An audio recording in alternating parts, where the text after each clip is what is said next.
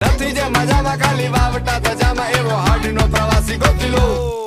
એવો કોણ છે ખલાસી મને કહી દો ને, એના ઠામને ઠેકાણા મને દઈ દો ને.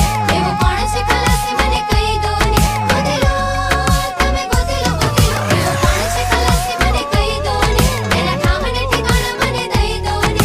ઓર જડેલું ને શોધે અને શોધેલું ને ગોતે એવો ખારવો ખલાસી ગોતી લો. અરે કિનારા તો સ્થિર અને સલામત હોય, પણ માણસ એના માટે નથી સર્જાણો.